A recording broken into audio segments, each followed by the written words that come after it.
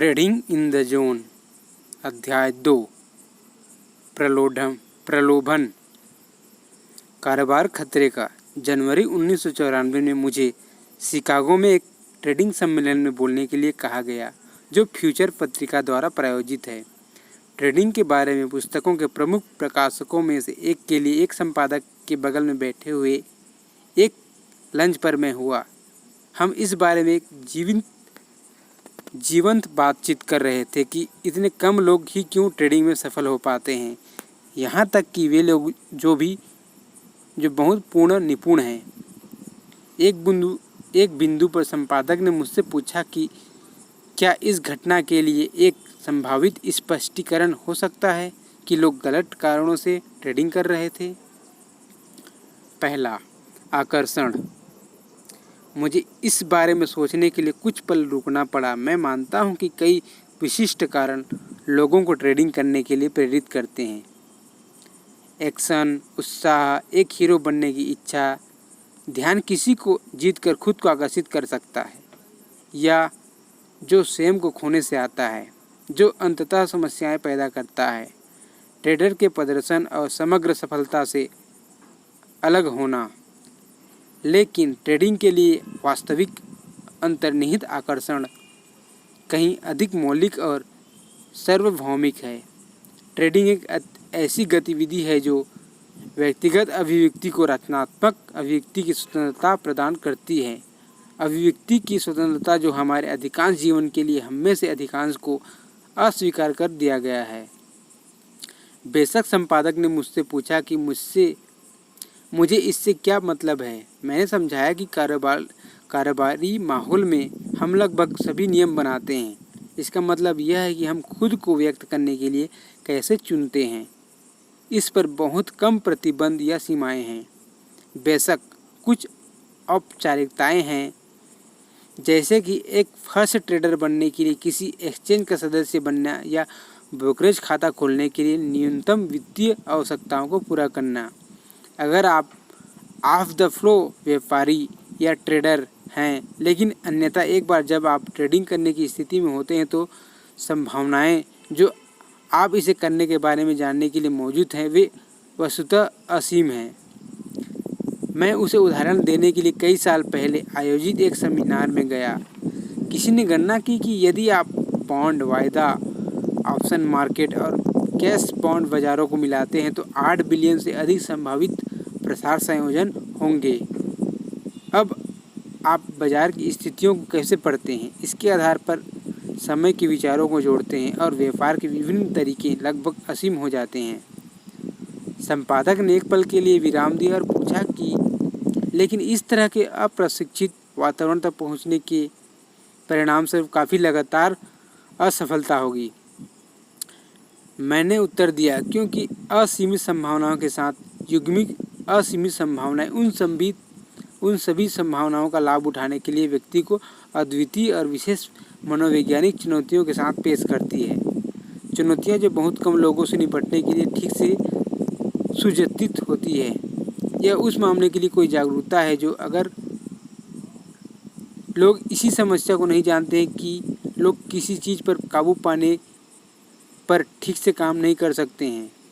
स्वतंत्रता महान है, हम सभी स्वाभाविक रूप से इसे चाहते हैं, इसके लिए प्रयास करते हैं, यहाँ तक कि इसे तरसते हैं। लेकिन यह ऐसा नहीं है कि हमारे पास उसी उचित मनोवैज्ञानिक संसाधन हैं जो किसी ऐसे वातावरण में प्रभावी ढंग से काम करने के लिए हैं जिनके पास कुछ हैं। यदि सीमाएं हैं और जहाँ खुद को भारी नुकसान पहुँचाने की क्षमता मौजूद है।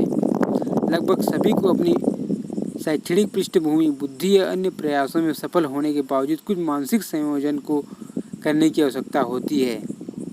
जिस तरीका के संयोजन की मैं बात कर रहा हूँ उसका आंतरिक मानसिक ढांचा तैयार करना है, जो ट्रेडर को कुछ भी करने की स्वतंत्रता के बीच संतुलन की सबसे बड़ी डिग्री प्रदान करता है, जो संभावित वित्तीय और मनोवैज्ञानिक क्षति दोनों का अनुभव हो सकता है। उस स्वतंत्रता का सीधा परिणाम है। मानसिक संरचना बनाना काफ़ी मुश्किल हो सकता है, खासकर अगर आप जो चाहते हैं वह पहले से ही आपके विश्वास के अनुरूप है। लेकिन हम में से जो ट्रेडर्स होना चाहते हैं उनके लिए उचित संरचना बनाने की कठिनाई मानसिक रूप से एक रेजिस्टेंस है जो हमारे जीवन के सबसे शुरुआती चरणों में विकसित होने लगती है। हम लोग किसी न किसी सामाजिक परिवेश में पैदा होते हैं। एक समाज वातावरण,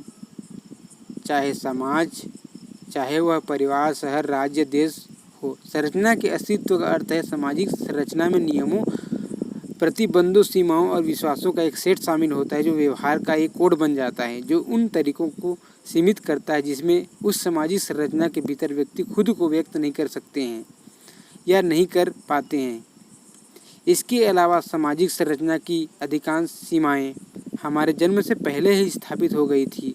दूसरे शब्दों में, जब तक हम में से कोई भी यहाँ पहुँचता, तब तक हमारी व्यक्तिगत अभिव्यक्ति को नियंत्रित करने वाली अधिकांश सामाजिक संरचनाएं जगह में होती हैं और अच्छी तरीक़ा से गिर जाती हैं। यह देखना आसान है कि एक समाज की संरचना की आवश्यकता क्यों और व्यक्ति की आत्म अभिव्यक्ति की आवश्यकता संघर्ष कर सकती है।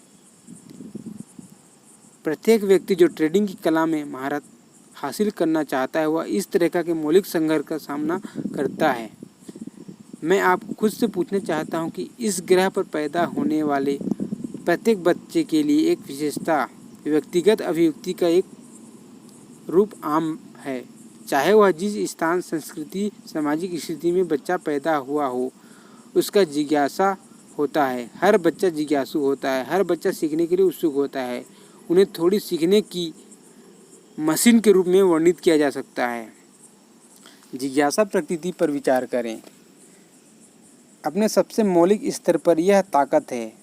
अधिक रूप से यह एक आंतरिक निर्देशित बल है, जिसका अर्थ है कि किसी बच्चे को कुछ करने के लिए प्रेरित करने की कोई आवश्यकता नहीं है। अपने दम पर छोड़ दिया जाए, बच्चे स्वाभाविक रूप से अपने आसपास का पता लगाएगा क्या अधिक है या नहीं। इस आंतरिक निर्देशित बल का नाम एजेंडा भी है। दूसरे शब्दों में, भले ही बच्चे सभी उत्सुक हैं, लेकिन सभी बच्चे स्वाभाविक रूप से समान चीज़ों पर उत्सुक नहीं होंगे। सभी का रुचि अलग अलग होता है, जिसे लेखक ही आंतरिक निर्देशित बल कहता है। यहाँ तक कि शिशुओं को भी पता लग जाता है कि वे क्या चाहते हैं और क्या नहीं, पर यह वयस्क व्यक्ति के बाद में समझ में नहीं आता है। वे मानते हैं कि शिशुओं के अंदर कुछ भी नहीं है जो उन्हें विशिष्ट बनाता है जो वे हैं। शिशु किस तरह से अपने व्यक्तित्व को व्यक्त करते हैं, उनके वातावरण में उन्हें क्या आकर्षित करता है या कैसे करता है, मैं इसे ही आंतरिक निर्देशित बल कहता हूँ। प्राकृतिक आकर्षण बस वे चीज़ें हैं जिनके बारे में हम स्वाभाविक या भाविक रुचि महसूस करते हैं। हमारा एक बड़ा और विविधतापूर्ण संसार है और यह हम में से प्रत्येक के बारे में जानने और अनुभव करने के लिए बहुत कुछ प्रदान करता है। लेकिन इसका मतलब यह नहीं है कि हम में से प्रत्येक के बारे में सीखने या अनुभव करने में स्वाभाविक या भाविक रुचि है। कुछ आंतरिक तंत्र है जो हमें स्वाभाविक रूप से अलग बनाती है, चयनात्मक बनाती है। यदि आप इसके बारे में सोचते हैं तो मुझे यकीन है कि आप ऐसा करने के लिए कई चीज़ों को सूचीबद्ध कर सकते हैं। हो सकता है कि आपको इसमें कोई रुचि, दिलचस्पी ना हो। मुझे पता है कि मैं कर सकता था। आप इन चीज़ों की एक सूची भी बना सकते हैं जिनमें आप केवल मामूली चीज़ों को ही इसमें लिख सकते हैं। अंत में आप उन सभी चीज़ों को भी सूचीबद्ध कर सकते हैं जिनमें आपके पास एक भाविक रुचि है। निश्चित रूप से ब्याज स्तर बढ़ने के साथ सूचियाँ छोटी हो जाती हैं। भाविक रुचि कहाँ से आती है? मेरा व्यक्तिगत विचार यह है कि हमारे अस्तित्व के गहरे स्तर से आता है, हमारी वास्तविक पहचान के स्तर पर। यह हमारे उस हिस्से से आता है जो हमारे सामाजिक पालन पोषण के परिणाम स्वरूप प्राप्त विशेषताओं और व्यक्तिगत लक्षणों से परे मौजूद है। खतरे, यह हमारे अस्तित्व के सबसे गहरे स्तर पर है कि संघर्ष की क्षमता मौजूद है। जिस सामाजिक संरचना का हम जन्म लेते हैं वह इन आंतरिक निर्देशित आवश्यकताओं और हितों के प्रति संवेदनशील नहीं हो सकती। उदाहरण के लिए, आप बेहद प्रतिस्पर्धी एथलेटिक के परिवार में पैदा हुए हैं, लेकिन शास्त्रीय संगीत कला में भी एक भाविक रुचि महसूस करते हैं। यदि आपके पास प्राकृतिक एथलेटिक क्षमता भी हो सकती है, लेकिन एथलेटिक कार्यक्रम में भाग लेने के लिए आपकी कोई वास्तविक रुचि नहीं है, क्या यहाँ पर कोई संघर्ष की संभावना है? बिल्कुल संघर्ष की संभावना है। एक विशिष्ट परिवार में अधिकांश सदस्य आपके भाई बहन या माता पिता के नक्शे कदम पर चलने के लिए आपको दबाव डालेंगे। वे आपको अपने तरीके सिखाने, अपनी एथलेटिक क्षमता का विकास लाभ उठाने के लिए हर संभव कोशिश करते हैं। वे आपको किसी भी अन्य हितों का गंभीरता से पालन करने के लिए हतोत्साहित करते हैं। आप जो चाहते हैं उनके साथ चलते हैं क्योंकि आप अपवित्र नहीं होना चाहते, लेकिन साथ ही वे जो करना चाहते हैं वह आपको करना अच्छा नहीं लगता। हालांकि आप में जो कुछ भी सीखा है और उसके पक्ष में तर्क दिया है एक एथलेटिक बनने की कि आप कौन हैं। जिन संघर्षों के परिणाम स्वरूप हम सीखते हैं कि हम किसके बारे में सिखा रहे हैं, जो भावना हमारे गहरे स्तर पर गूंजती है वह बिल्कुल भी असामान्य नहीं है। मैं कहूँगा कि बहुत से, यदि अधिकांश लोग नहीं हैं तो एक परिवार और सांस्कृतिक वातावरण में बड़े होते हैं जो बहुत कम देता है। यदि कोई हो तो जिस तरह से हम खुद को अभिव्यक्त करने के लिए मजबूर करते हैं उन उद्देश्यों के लिए गैर उद्देश्यपूर्ण समर्थन की यह कमी केवल प्रोत्साहन की अनुपस्थिति नहीं है, यह उतना ही गहरा हो सकता है जितना विशेष तरीके से स्पष्ट रूप से इनकार करना जिनमें हम खुद को व्यक्त करना चाहते हैं। उदाहरण के लिए आइए एक सामान्य स्थिति को देखें। एक बच्चा जिसने अपने जीवन में पहली बार इस बात को नोटिस किया जिसे हम एक टेबल पर काफ़ी फूलदान रख देते हैं, वह उत्सुक होकर, जिसका अर्थ यह है कि उसके अंदर एक आंतरिक निर्देशित बल है जो उसे इस वस्तु का अनुभव करने के लिए मजबूर कर रहा है। एक अर्थ में यह ऐसा है जैसे यह बल उसके दिमाग में एक शून्य पैदा कर रहा है जिससे उसकी रुचि के उद्देश्य से भरना पड़ता है। इसलिए वह फूलदान पर ध्यान केंद्रित करता है और जानबूझकर इरादे के साथ लिविंग रूम के फर्श के विशाल विस्तार से काफ़ी टेबल तक क्रॉल करता हुआ वहां तक पहुंचता है और वह अपने पैरों को खींचने के लिए मेज के किनारे पर पहुंच जाता है। अपने संतुलन को बनाए रखने के लिए मेज पर एक हाथ के साथ उसका दूसरा हाथ इस बात को छूने के लिए पहुंचता है कि जैसे वह छूने का अनुभव करता है उसी पल में वह अपने कमरे से एक चीज सुनता है कि नहीं तुम यह नहीं कर सकते। यह सुनकर बच्चा अपने बट पर वापस गिरता है और रोना शुरू कर देता है। जाहिर है यह बहुत ही सामान्य घटना है और यह एक पूरी तरीक़ा से अपरिहार्य है। बच्चों को इस बात की बिल्कुल भी कोई जानकारी नहीं है कि वे खुद को कैसे घायल कर सकते हैं या फूलदान जैसी मूल्यवान चीज़ों को कैसे हो सकती हैं। वास्तव में सीखना क्या सुरक्षित है, क्या नहीं है, और चीज़ों का मूल्य सबक महत्वपूर्ण सबक है जो बच्चों को सीखना चाहिए। हालांकि यहाँ पर कुछ बेहद महत्वपूर्ण मनोवैज्ञानिक गतिविधियाँ जो हमारे जीवन पर बाद में प्रभावी ढंग से व्यापार करने के लिए आवश्यक अनुशासन और ध्यान केंद्रित करने की हमारी क्षमता पर सीधा प्रभाव डालते हैं। जब हम चाहते हैं कि जिस तरह से हम खुद को व्यक्त करने के अवसर से वंचित हैं या हम खुद को एक तरह से अभिव्यक्त करने के लिए मजबूर कर रहे हैं, तो क्या होता है जो प्राकृतिक चयनात्मक प्रक्रिया के अनुरूप नहीं है। अनुभव परेशान करता है। अपसेट होने का अर्थ यह है कि यह एक असंतुलन है, लेकिन क्या वास्तव में संतुलन से बाहर है। संतुलन से बाहर होने के लिए कुछ ऐसा होना चाहिए जो पहले स्थान पर संतुलन या बराबर अनुपात में हो। यह कुछ पत्राचार की सापेक्ष डिग्री है जो हमारे आंतरिक मानसिक वातावरण और बाहरी वातावरण के बीच मौजूद है, जहां हम अपने जीवन का अनुभव करते हैं। दूसरे शब्दों में, हमारी मानसिक वातावरण में हमारी ज़रूरतें और इच्छाएं उत्पन्न होती है और वे बाहरी वातावरण में पूरी होती हैं। यदि दो वातावरण एक दूसरे के साथ पत्राचार में है तो हम आंतरिक संतुलन की स्थिति में हैं और हम संतुष्टि या खुशी की भावना महसूस करते हैं। यदि ये वातावरण पत्राचार में नहीं है तो हम असंतोष, क्रोध और निराशा का अनुभव करते हैं, जिसे या तो आमतौर पर भावनात्मक दर्द कहा जाता है। अब हम जो चाहते हैं उसे क्यों नहीं प्राप्त कर रहे हैं या किसी विशेष तरीके से खुद को व्यक्त करने की स्वतंत्रता से इनकार कर रहे हैं, जिससे हमें भावनात्मक दर्द का अनुभव हो सकता है। मेरा व्यक्तिगत सिद्धांत है कि ज़रूरतें और इच्छाएं मानसिक खालिस्तान पैदा करती है, जिस ब्रह्मांड में हम रहते हैं एक शून्य को बर्दाश्त नहीं करने की स्वाभाविक प्रकृति होती है। ऐसे भरने के लिए भी जब भी कोई मौजूद होता है, एक बोतल से हवा को बाहर निकालें और आपकी जीभ और होंठ के मुंह पर चिपक जाएंगी। क्योंकि आप एक असंतुलन वैक्यूम बना है जिसे अब भरना होगा। आवश्यकता सभी आविष्कारों की जननी है। अभिव्यक्ति के पीछे की गतिशीलता क्या है? एक विश्वास जो मानसिक शून्य बनाता है कि ब्रह्मांड प्रेरक विचारों, यदि आपका मन ग्रहणशील है, से भर जाएगा, प्रेरक विचारों से भर जाएगा। विचार बदले में आपको आंदोलन और भावों को प्रेरित कर सकते हैं जो उन आवश्यकताओं की पूर्ति में परिणित होते हैं। इस संबंध में मुझे लगता है कि हमारा मानसिक वातावरण ब्रह्मांड की तरह ही काम करता है। एक बार जब हम किसी आवश्यकता या इच्छा को पहचान लेते हैं तो हम बाहरी वातावरण में एक अनुभव के साथ वैक्यूम को भरने के लिए आगे बढ़ते हैं। यदि हम इस आवश्यकता या इच्छा की वस्तु को आगे बढ़ाने के अवसर से वंचित किया जाता है तो इसका शाब्दिक अर्थ है कि हम पूरे नहीं हैं या कुछ गायब है जो हमें असंतुलन या भावनात्मक दर्द की स्थिति में डाल देता है। क्या हमारे दिमाग में भी एक शून्य पैदा हो जाता है एक बार बनने के बाद?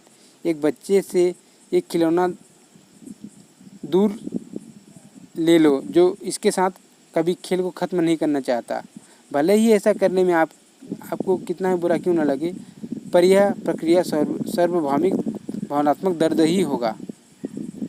जब हम 18 वर्ष के हो जाते हैं तो हम लगभग पृथ्वी पर 65 से 70 दिन पृथ्वी पर जी चुके होते हैं। औसतन बच्चा कितनी बार यह शब्द सुनता है, नहीं नहीं, तुम ऐसा नहीं कर सकते, आप इसे इस तरह से नहीं कर सकते, आपको इसे इस तरह से करना होगा, अभी नहीं, मुझे इसके बारे में सोचने दो, मैं आपको बता दूंगा, यह नहीं किया जा सकता। आपको क्या लगता है कि आप यह कर सकते हैं? आपको क्या करना होगा? आपके पास कोई विकल्प नहीं है। ये कुछ अपेक्षाकृत अच्छे तरीके हैं जिन्हें हम सभी बड़े होने के साथ व्यक्तिगत अभिव्यक्ति से वंचित हैं। यहाँ तक कि अगर हम केवल दिन में 1 या 2 बार ऐसे बयान सुनते हैं तो तब भी हम बड़े होने तक कई हज़ार बार इनकार करते हैं।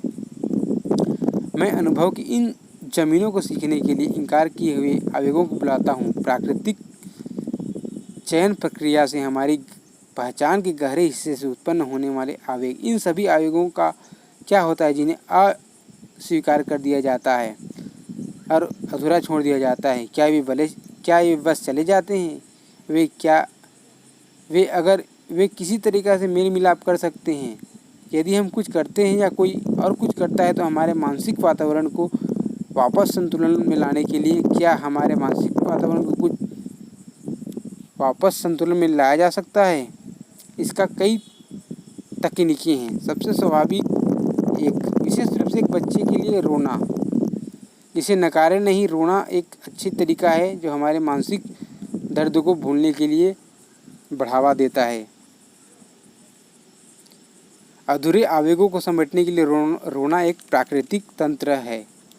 वैज्ञानिक शोधकर्ताओं ने आंसू को नकारात्मक रूप से आवेशित आयनों से बना पाया है। यदि इसके प्राकृतिक पाठ्यक्रम को लेने की अनुमति दी जाती है तो रोना हमारे दिमाग में नकारात्मक रूप से आवेशित ऊर्जा को बाहर निकाल देगा और हमें संतुलन की स्थिति में वापस ले आएगा।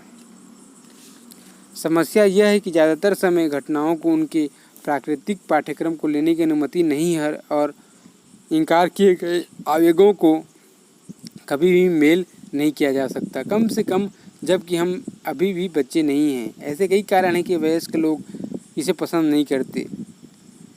जब उनके बच्चे, विशेष रूप से लड़के, रोते हैं तो इस व्यवहार को हतोत्साहित करने के लिए वे सब कुछ करते हैं। ऐसे कई कारण हैं कि वयस्क बच्चों को यह समझाने की हिम्मत नहीं जुटाएंगे कि उन्हें ऐसा करने के लिए क्यों मजबूर किया जा रहा है जो वे नहीं करना चाहते हैं।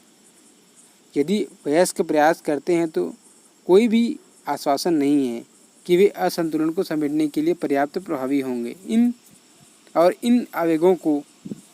आवेगों में सामंजस्य नहीं है तो क्या होगा? वे जमा होते हैं और आमतौर पर किसी भी संख्या में नशे की लत और बाध्यकारी व्यवहार पैटर्न में खुद को प्रकट करते हैं। अंगूठे का एक ही बहुत ढीला नियम है जो कभी भी हम मानते हैं कि हम वंचित थे, क्योंकि बच्चा आसानी से वयस्कता में व्यसनी बन सकते हैं। उदाहरण के लिए कई लोग ध्यान के आदी हैं। मैं ऐसे लोगों का जिक्र कर रहा हूँ जो खुद पर ध्यान आकर्षित करने के लिए सबसे ज़्यादा कुछ करेंगे। इसका सबसे आम कारण यह है कि उनका मानना है कि जब वे युवा थे तब उन्हें या तो पर्याप्त ध्यान नहीं मिला या उनके लिए महत्वपूर्ण नहीं था। किसी भी मामले में वंचित अनसुलझे भावनात्मक ऊर्जा बन जाता है। जो उन तरीकों से व्यवहार करने के लिए मजबूर करता है जो उन्हें लत को संतुष्ट करेंगे। उदाहरण के लिए, हमारे लिए इन असंबंधित अस्वीकृत आवेगों जो हम सभी में मौजूद है के बारे में समझना महत्वपूर्ण है कि वे हमारे व्यापार पर ट्रेडिंग पर केंद्रित रहने के लिए डिसिप्लिन, सुसंगत दृष्टिकोण रखने की हमारी क्षमता को कैसे इफेक्ट करते हैं।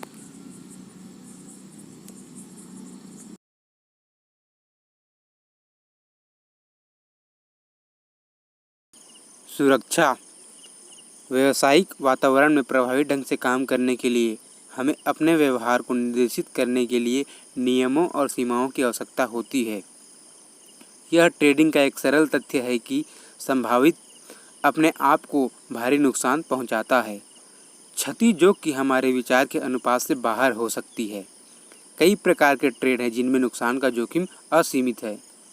खुद को नुकसान के लिए उजागर करने की संभावना को रोकने के लिए हमें विशेष मानसिक अनुशासन और हमारे व्यवहार को निर्देशित करने वाले परिक्षेप के रूप में एक आंतरिक संरचना बनाने की आवश्यकता है ताकि हम हमेशा अपने हित में कार्य करें। यह संरचना हम में से प्रत्येक के भीतर मौजूद है, क्योंकि समाज के विपरीत बाजार इसे प्रदान नहीं करता है। बाजार व्यवहार के पैटर्न के रूप में संरचना प्रदान करता है जो इंगित करता है कि जब खरीदने या बेचने का अवसर मौजूद है, लेकिन यह वह जगह है जहां संरचना समाप्त होती है, एक सरल संकेत के साथ। अन्यथा प्रत्येक व्यक्ति के दृष्टिकोण से आपके व्यवहार को निर्देशित करने के लिए कोई औपचारिक नियम नहीं है। वहाँ भी किसी भी शुरुआत, मध्य, अंत नहीं है, क्योंकि लगभग हर दूसरी गतिविधि में हम भाग लेते हैं।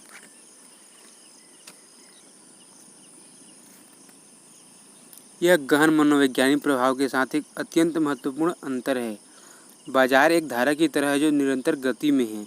यह रुकना या इंतजार नहीं करता है। जब बाजार बंद होते हैं तब भी कीमतें गति में रहती हैं। इस बात का कोई नियम नहीं है कि किसी भी दिन उद्घाटन मूल्य एक दिन पहले समापन मूल्य के समान होना चाहिए। समाज में हम जो भी कुछ भी करते हैं वह हमें इस तरह के सीमा रहित वातावरण में प्रभावी ढंग से कार्य करने के लिए तैयार करता है। यहाँ तक कि जुए के खेल में अंतर्निहित संरचनाएं हैं जो उन्हें ट्रेडिंग से बहुत अलग बनाती है और बहुत कम खतरनाक है। उदाहरण के लिए, यदि हम लाठी खेलने का फैसला करते हैं तो सबसे पहले हमें यह तय करना होगा कि हम कितना दाव या जोखिम में जा रहे हैं। यह एक ऐसा ही विकल्प है जिसे हम खेल के नियमों द्वारा बनाने के लिए मजबूर हैं। यदि हम अपने चुनाव नहीं करते तो हम खेलने के लिए ही नहीं मिलता है। ट्रेडिंग में कोई भी अपने आप को छोड़कर आपको पहले से तय करने के लिए मजबूर करने वाला नहीं है कि आपका जोखिम क्या है।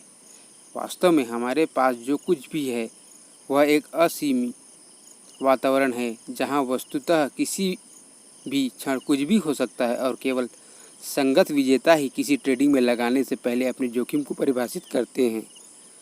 हर किसी के लिए अग्रिम में जोखिम को परिभाषित करना आपको वास्तविकता का सामना करने के लिए मजबूर करेगा कि प्रत्येक ट्रेडिंग का एक संभावित परिणाम होता है, जिसका अर्थ है कि यह एक हारे हुए हो सकता है।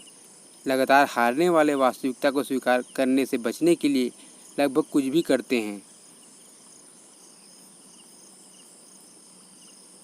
चाहे वह कितना भी अच्छा ट्रेडिंग क्यों ना हो, हार सकता है। एक बाहरी संरचना की उपस्थिति के बिना विशिष्ट ट्रेडर को अन्यथा सोचने के लिए मजबूर करना, वह किसी भी संख्या में औचित्य, तर्कसंगत और उस तत्व के विकृत होने के लिए अति संवेदनशील है जो ट्रेडिंग में विश्वास करने की अनुमति देगा कि यह हो नहीं सकता, जो अग्रिम अप्रासंगिक में जोखिम का निर्धारित करता है। सभी जुआ गेम में गेम के परिणामों को निर्धारित करने वाली घटनाओं के अनुक्रम के आधार पर शुरुआत, मिडिल और एंडिंग शामिल है। एक बार जब आप तय कर लेते हैं कि आप भाग लेने जा रहे हैं तो आप अपना मन नहीं बदल सकते। आप अवधि के लिए हैं। यह ट्रेडिंग का सच नहीं है। ट्रेडिंग में कीमतें निरंतर गति में हैं। कुछ भी तब तक शुरू नहीं होता जब तक आप इसे तय नहीं कर लेते हैं। यह तब तक रहता है जब तक आप चाहते हैं, और जब तक आप इसे खत्म नहीं करना चाहते तब तक यह समाप्त नहीं होता है। आप जो भी योजना बना सकते हैं या करना चाहते हैं, उसके बावजूद कोई भी मनोवैज्ञानिक कारक खेल में आ सकता है, जिसके कारण आप विचलित हो सकते हैं, अपने मन को बदल सकते हैं और भयभीत या अति आत्मविश्वास में आ जाएंगे। दूसरे शब्दों में, जिससे आप कुछ तरीकों से व्यवहार कर सकते हैं जो अनियमित है और अनजाने में।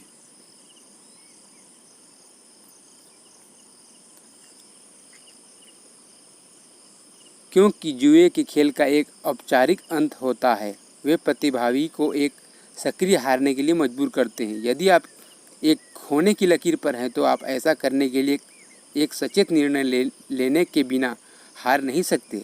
प्रत्येक गेम का अंत एक नए गेम की शुरुआत का कारण बनता है और आपको अपनी संपत्ति के अधिक सक्रिय रूप से अपने वॉलेट में पहुंचने या टेबल के केंद्र में कुछ चिप्स को आगे बढ़ाने के जोखिम के अधीन होना चाहिए। ट्रेडिंग का कोई औपचारिक अंत नहीं है। बाजार आपको एक ट्रेडिंग से बाहर नहीं ले जाएगा जब तक आपके पास एक ट्रेडिंग को समाप्त करने के लिए उचित मानसिक संरचना नहीं होती है, जो हमेशा के लिए आपके सर्वोत्तम हित में होता है। तो आप एक निष्क्रिय हारे हुए व्यक्ति बन सकते हैं। इसका मतलब यह है कि एक बार जब आप एक खोने वाले ट्रेडिंग में होते हैं तो आपको हारने के लिए कुछ भी नहीं करना पड़ता है, आपको देखना भी नहीं है। आप बस स्थिति को नज़रअंदाज कर सकते हैं और बाजार आपको अपना सब कुछ ले जाएगा और बहुत कुछ। ट्रेडिंग के कई विरोधाभासों में से एक यह है कि यह एक ही समय में कई एक उपहार और एक अभिशाप प्रदान करता है। उपहार वह है जो शायद हमारे जीवन में पहली बार है। हम जो कुछ भी करते हैं उसका पूरा नियंत्रण है। अभिशाप यह है कि हमारे व्यवहार का मार्गदर्शन या संरचना करने के लिए कोई बाहरी नियम या सीमाएँ नहीं हैं। ट्रेडिंग वातावरण में असीमित विशेषताओं के लिए आवश्यक है कि हम संयम और आत्मविश्वास के कुछ डिग्री के साथ कार्य करें। कम से कम अगर हम लगातार सफलता के कुछ उपाय बनाना चाहते हैं तो हमें अपने व्यवहार को निर्देशित करने के लिए जिस संरचना की आवश्यकता है वह आपके दिमाग में उत्पन्न होती है, एक स्वतंत्र इच्छा के रूप में। पर यहीं से कई समस्याएं शुरू होती हैं। समस्या नियम बनाने की इच्छा। मुझे अभी तक ट्रेडिंग में रुचि रखने वाले व्यक्ति का सामना नहीं करना पड़ा है जिन्होंने नियमों का एक सेट बनाने की धारणा का विरोध नहीं किया। प्रतिरोध हमेशा खत्म नहीं होता। इसके विपरीत यह आमतौर पर बहुत सूक्ष्म है। हम एक तरफ सहमत हैं कि नियम समझ में आते हैं, लेकिन वास्तव में जो कुछ भी सुझाया जा रहा है उसे करने का हमारा कोई इरादा नहीं है। यह प्रतिरोध तीव्र हो सकता है और इसका एक तार्किक स्रोत है। हमारे दिमाग में अधिकांश संरचना हमारे सामाजिक परिवेश के परिणाम स्वरूप और अन्य लोगों द्वारा किए गए विकल्पों पर आधारित थी। दूसरे शब्दों में, यह हमारे दिमाग में प्रचलित था लेकिन हमारे दिमाग में नहीं आया। यह बहुत महत्वपूर्ण अंतर है। टपकती संरचना की प्रक्रिया में हमारे स्वयं के प्रत्यक्ष अनुभव के माध्यम से हमारे अस्तित्व की प्रकृति को स्थानांतरित करने, व्यक्त करने और जानने के लिए हमारे कई प्राकृतिक आवेगों से इनकार किया गया था। इनमें से कई इनकार आवेगों को कभी भी आत्मसात नहीं किया गया था और अभी भी निराशा, क्रोध, अपराध, यहाँ तक कि घृणा के रूप में मौजूद है। इन नकारात्मक भावनाओं का संचय हमारे मानसिक वातावरण के अंदर एक ऐसी शक्ति के रूप में कार्य करता है जो हमें ऐसी किसी भी चीज़ का विरोध करने के लिए मजबूर करता है, जो हमें वह करने की स्वतंत्रता से वंचित करता है जो हम करना चाहते हैं। दूसरे शब्दों में, जिस कारण से हम पहली बार बाजार में ट्रेडिंग करने के लिए आकर्षित होते हैं, रचनात्मक अभिव्यक्ति की असीमित स्वतंत्रता।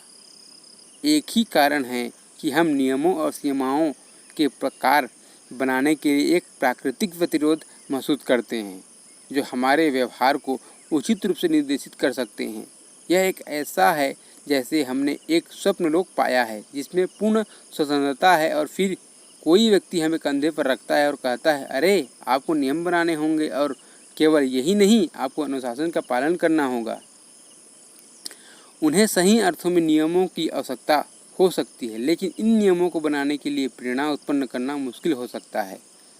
जब हम अपने जीवन को मुक्त करने की कोशिश कर रहे हैं, यह आमतौर पर प्रतिरोध के स्रोत को तोड़ने और स्थापित करने के लिए एक ट्रेडिंग शासन द्वारा पीछा करने के लिए दर्द और पीड़ा का एक बहुत बड़ा सौदा लेता है, जो सुसंगत है और विवेकपूर्ण धन प्रबंधन दिशा निर्देशन को दर्शाता है। अब मैं यह नहीं कह रहा हूँ कि आपको एक सफल व्यापारी या ट्रेडर बनने के लिए अपने सभी पिछले निराशा को मिटाना होगा, क्योंकि यह नहीं है और आपको निश्चित रूप से नुकसान नहीं उठाना पड़ेगा। मैंने कई ट्रेडर के साथ काम किया जिन्होंने निरंतरता के साथ अपने उद्देश्यों को प्राप्त किया और इंकार के आवेगों के अपने बैकलॉग को समेटने के लिए कुछ भी नहीं किया है। हालांकि मैं आप पर यह आरोप नहीं लगा रहा हूं कि आप इस बात के लिए तैयार नहीं हो सकते। आप उस मानसिक संरचना को बनाने में कितना प्रयास और ध्यान केंद्रित कर सकते हैं जो नकारात्मक प्रभाव से प्रभावित होने वाले क्षतिपूर्ण की भरपाई करता है, जो कौशल साबित करने की आपकी क्षमता पर हो सकता है। एक ट्रेडर के रूप में आपकी सफलता का आश्वासन देगा। अब समस्या जिम्मेदारी लेने में असफलता। ट्रेडिंग को तत्काल परिणाम के साथ शुद्ध बिना लाइसेंस के व्यक्तिगत पसंद के रूप में प्रस्तुत किया जा सकता है। याद रखें, जब तक हम शुरू करने का फैसला नहीं करते तब तक कुछ नहीं होता। यह तब तक रहता है जब तक हम चाहते हैं और यह तब तक समाप्त नहीं होता जब तक हम रुकने का फैसला नहीं करते। इन सभी शुरुआतियों, पहेलियों और अंत में उपलब्ध जानकारी की हमारी व्याख्या का परिणाम है और हम अपनी व्याख्या पर कार्य करने का विकल्प चुनते हैं। अब हम चाहते हैं कि चुनाव करने की स्वतंत्रता हो, लेकिन इसका मतलब यह नहीं है कि हम तैयार हैं और परिणामों के लिए जिम्मेदारी स्वीकार करने के लिए तैयार हैं।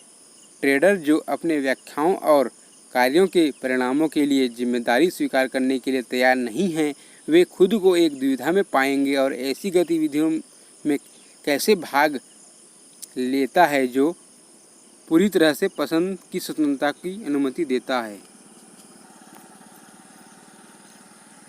और एक ही समय में परिणाम लेने से बचने की जिम्मेदारी लेने से बचने के लिए और किसी को पसंद नहीं है। ट्रेडिंग की कठिन वास्तविकता यह है कि यदि आप निरंतरता पैदा करना चाहते हैं तो आपको इस आधार से शुरू करना होगा कि परिणाम चाहे जो कुछ भी हो, आप पूरी तरीक़ा से जिम्मेदार हैं। यह कुछ लोगों की जिम्मेदारी है कि वे ट्रेडर बनने से पहले कुछ लोगों को आकांक्षा करें। जिम्मेदारी से बचने का तरीका एक ट्रेडिंग शैली को अपनाना है।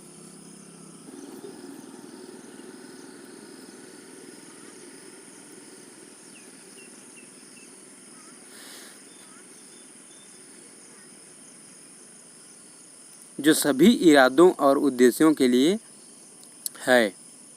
मैं बेतरतीब ढंग से नियोजित ट्रेडों के रूप में अदृश्य ट्रेडिंग को परिभाषित करता हूं, जो कि बिल्कुल भी नियोजित नहीं है। यह एक असंगठित दृष्टिकोण है जो बाजार के चर के असीमित सेट को ध्यान में रखता है और जो आपको यह पता लगाने की अनुमति देता है कि सुसंगत आधार पर क्या काम करता है और क्या नहीं। दूसरा, बिना जिम्मेदारी के बेतरतीब आज़ादी है। जब हम अच्छी तरीक़ा से परिभाषित योजनाओं के बिना और असीमित सेट के साथ ट्रेडिंग करते हैं तो उन ट्रेडों के लिए क्रेडिट लेना बहुत आसान होता है जो हमारी पसंद के हिसाब से बदल जाते हैं। उस समय उन ट्रेडों के लिए जिम्मेदारी लेने से बचना आसान है जो हम चाहते हैं कि जिस तरह से बाहर नहीं निकले। यदि बाजारों का व्यवहार वास्तव में अदृश्य था तो यह मुश्किल नहीं होगा कि निरंतरता बनाना असंभव नहीं है। यदि यह सुसंगत होना असंभव है तो हमें वास्तव में जिम्मेदारी लेने की ज़रूरत नहीं है। इस तर्क के साथ समस्या यह है कि बाज़ारों का हमारा प्रत्यक्ष अनुभव हमें कुछ अलग बताता है। समान व्यवहार पैटर्न खुद को बार बार प्रस्तुत करते हैं, भले ही प्रत्येक व्यक्तिगत पैटर्न का परिणाम अदृश्य है। पैटर्न की एक श्रृंखला का परिणाम सुसंगत है। यह एक विरोधाभास है, लेकिन एक जिसे आसानी से एक अनुशासन, संगठित और सुसंगत दृष्टिकोण के साथ हल किया जाता है। मैंने अनगिनत ट्रेडर के साथ काम किया है जो अगले दिन के लिए बाजार विश्लेषण और योजना बनाने में घंटों बिताएंगे। फिर उनके द्वारा नियोजित ट्रेडों पर लगाने के बजाय उन्होंने कुछ और किया। जिन ट्रेडों को उन्होंने रखा था वे आमतौर पर दोस्तों के विचार या दलालों के सुझाव थे। मुझे शायद आपको यह बताने की ज़रूरत नहीं है कि जिन ट्रेडों की उन्होंने मूल रूप से योजना बनाई थी लेकिन उन पर कार्रवाई नहीं की, वे आमतौर पर दिन के बड़े विजेता थे। यह एक उत्कृष्ट उदाहरण है कि हम कैसे असंरचित अदृश्य ट्रेडिंग के लिए अति संवेदनशील हो जाते हैं, क्योंकि हम जिम्मेदारी से बचना चाहते हैं। जब हम अपने विचारों पर कार्य करते हैं तो हम अपनी संरचनात्मक क्षमताओं को लाइन में लगाते हैं और हमें इस बात पर तुरंत प्रक्रिया मिलती है कि हमारे विचारों ने कितना अच्छा काम किया। किसी भी असंतोषजनक परिणाम को दूर करना बहुत मुश्किल है। दूसरी ओर जब हम अनियोजित और अदृश्य ट्रेडिंग में प्रवेश करते हैं तो हम अपने बुरे विचारों के लिए मित्र या दलाल को दोषी ठहराते हुए जिम्मेदारी को स्थानांतरित करना बहुत आसान है। ट्रेडिंग की प्रकृति के बारे में कुछ और है जो बेहतरीन ढंग से ट्रेडिंग के पक्ष में संरचना बनाने के साथ आने वाली जिम्मेदारी से बचना आसान बनाता है। यह तथ्य है कि किसी भी ट्रेडिंग में विजेता की होने की क्षमता, यहाँ तक कि एक बड़ा विजेता भी, यह बड़ा जीतने वाला ट्रेडिंग आपके रास्ते में आ सकता है, चाहे आप एक महान विश्लेषक हों या घटिया। आप जिम्मेदारी लेते हैं या नहीं, यह एक अनुशासित दृष्टिकोण बनाने के लिए प्रयास करता है जो एक सुसंगत विजेता बनाने के लिए आवश्यक है। लेकिन जैसा कि आप देख सकते हैं, अनुशासनहीन अदृश्य दृष्टिकोण के साथ ट्रेडिंग के पक्ष में इस तरह के मानसिक कार्य से बचना बहुत आसान है। समस्या अदृश्य पुरस्कार के लिए लत लगाना।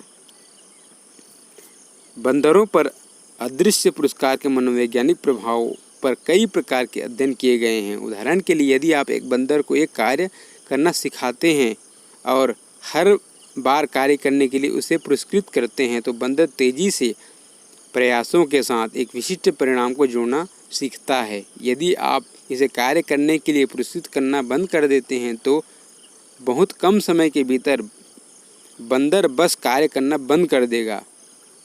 यह अपनी ऊर्जा को कुछ ऐसे कार्य करने में बर्बाद नहीं करेगा जो अब सीख चुका है।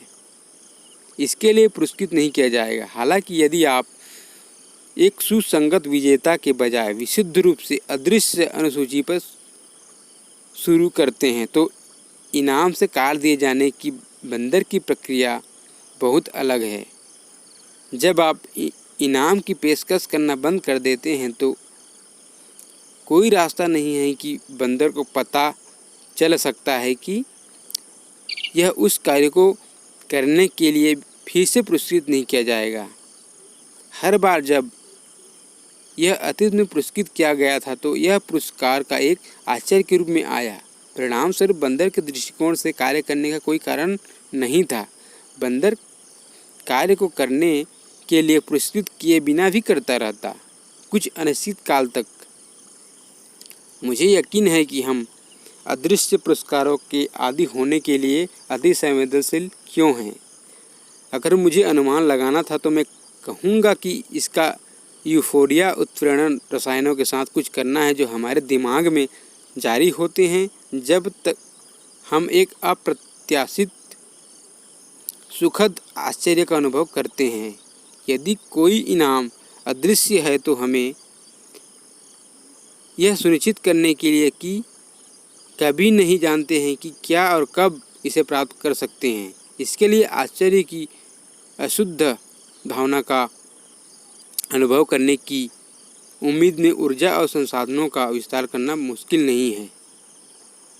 वास्तव में कई लोगों के लिए यह बहुत आदी हो सकता है। दूसरी ओर जब हम एक विशेष परिणामों की उम्मीद करते हैं तो इसके बारे में नहीं आता है तो हम निराश होते हैं और बुरा महसूस करते हैं।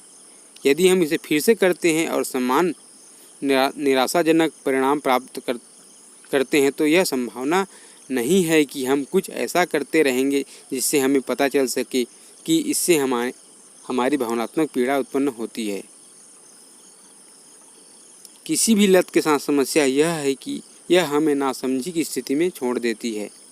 जो भी लत हमारे मन की स्थिति पर हावी होता है उसी हद तक हमारा ध्यान और प्रयास उसी लत की वस्तु को पूरा करने की दिशा में सक्षम हो जाता है। अन्य संभावनाएं जो कुछ भी क्षण में अन्य ज़रूरतों को पूरा करने के लिए मौजूद है, जैसे कि खुद पर भरोसा करने की आवश्यकता और जोखिम के लिए हमारी कई संपत्ति के अधीन है, तो यह नज़रअंदाज कर दिया जाता है और खारिज कर दिया जाता है।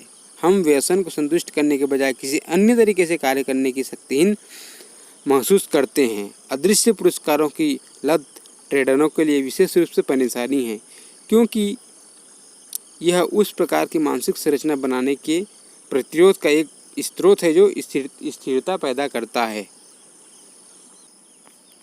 बाहरी बनाम आंतरिक संरचना, बाहरी बनाम आंतरिक नियंत्रण, यह भी एक समस्या है।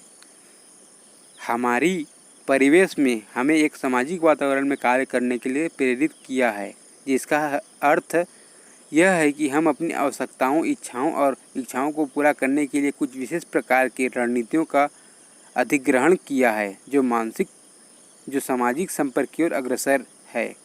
ना कि हमने अपने एक दूसरे पर निर्भर रहना सीखा है ताकि हम अपने आप को पूरी तरह से पूरा न कर सके, लेकिन इस प्रक्रिया में हमने कई सामाजिक रूप से नियंत्रण और हेरफेर करने की तकनीक हासिल कर ली है ताकि अन्य लोग एक व्यवहार कर सकें वह तरीका जो हम चाहते हैं उसके अनुरूप हो।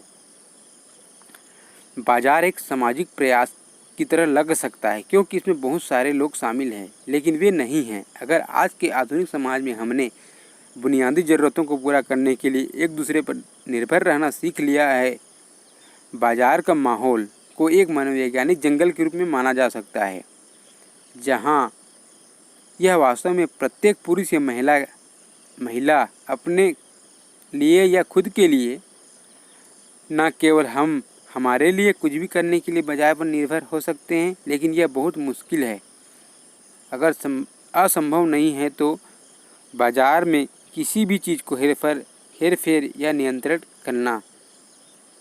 अब यदि हम अपने पर्यावरण को नियंत्रित करना और उसमें हेरफेर करना सीखकर अपने वातावरण को, इच्छाओं को, आवश्यकताओं को पूरा करने में प्रभावी हो गए हैं, लेकिन अचानक खुद को ट्रेडर के रूप में पाते हैं, एक ऐसे वातावरण में जो कुछ भी नहीं जानता, देखभाल या प्रतिक्रिया नहीं करता, इसके लिए महत्वपूर्ण है कि जो हमें पीछे छोड़ देता है। आप सही कह रहे हैं। अगर आपने बिना पैडल के लौकिक नाला कहा। प्रमुख कारणों में से कई सफल लोग ट्रेडिंग में बुरी तरह से विफल रहते हैं क्योंकि उनकी सफलता सामाजिक परिवेश में हेरफेर करने और नियंत्रण करने की उनकी बेहतर क्षमता के आंशिक रूप से जिम्मेदार है, जो वे चाहते हैं और उसका जवाब देते हैं। कुछ हद तक हम सभी ने बाहरी वातावरण को अपने मानसिक वातावरण के अनुरूप बनाने के लिए तकनीकों को सीखा और विकसित किया है। समस्या यह है कि इनमें से कोई भी तकनीक बाजार के साथ काम नहीं करता है। बाजार नियंत्रण और हेरफेर का जवाब नहीं देता जब तक कि आप बहुत बड़े व्यापार नहीं हैं। हालांकि हम बाजार की जानकारी साथ ही साथ अपने व्यवहार की अपनी धारणा और व्याख्या को नियंत्रित कर सकते हैं। हमारे परिवेश को नियंत्रित करने के बजाय वे हमारे विचार के रूप में जिस तरह से होनी चाहिए हम खुद को नियंत्रित करना सीख सकते हैं।